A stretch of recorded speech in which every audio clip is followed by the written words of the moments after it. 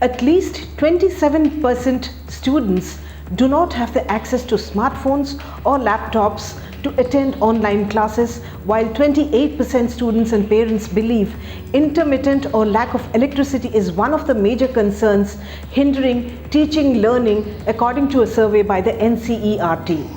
The survey, with over 34,000 participants, including students, parents, teachers and school principals from Kendriya Vidyalayas, Navodaya Vidyalayas and CBSE affiliated schools, has pointed out that lack of knowledge of using devices for effective educational purposes and teachers not being well versed with online teaching methodologies causes hindrance in learning process. Approximately 27% of the students mentioned by the non-availability of smartphones and laptops. The maximum number of stakeholders have opted for mobile phones as a medium for teaching learning during the COVID-19 period, the survey by the NCERT had said. About 36% of the students used the textbooks and other books available with them.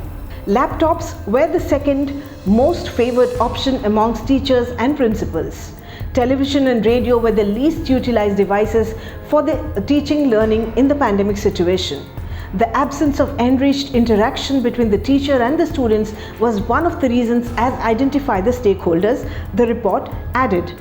The survey noted that almost all of the responsive states use physical, that is non-digital mechanisms to track the progress of learners, with majority of them either practicing home visit by teachers or systematic parental guidance via phone calls. About half of the students stated that they did not have the school textbooks. Although e-textbooks are available on an NCERT website and Diksha, the probable reasons behind this feedback are that students are used to studying from the hard copy of the textbooks, there is lack of awareness regarding the availability of the e-textbook and paucity of devices with students and teachers. The majority of the stakeholders pointed out that mathematics as a subject was difficult to learn via the online medium, since mathematics contains a number of concepts of which require interaction, continuous support, monitoring from the teacher, and these aspects were lacking in the online mode of teaching. Next to mathematics, science was identified as the subject of concern, since it contains several concepts and practical experiments which could only be done in the laboratory under the supervision of the teacher.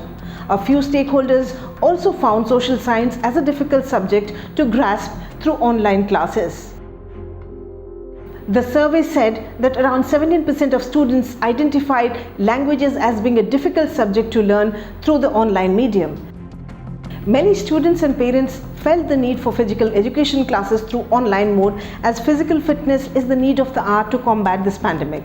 Arts education can help to reduce stress and boredom. Around 10% of the stakeholders mentioned art education as a subject of concern. Universities and schools across the country have been closed since March 16, when the centre announced a countrywide classroom shutdown as part of measures to contain the COVID-19 pandemic. A nationwide lockdown was imposed on March 25, while several restrictions have been eased. Schools and colleges continue to be closed. The prolonged closure of educational institutions has mandated a shift from classroom teaching to online learning. Based on the NCERT survey findings, the Ministry of Education has formulated Students' Learning Enhancement Guidelines. The guidelines will help children who do not have digital resources to get learning opportunities at their homes with their teachers or volunteers.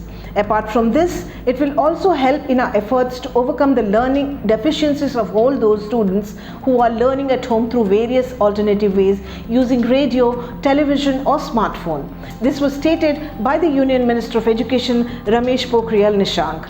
The minister also informed that the guidelines and models are suggested by three types of situation. Firstly, in which students do not have any digital resources. Secondly, in which students have limited digital resources available. Lastly, in which students have digital resources available for online education.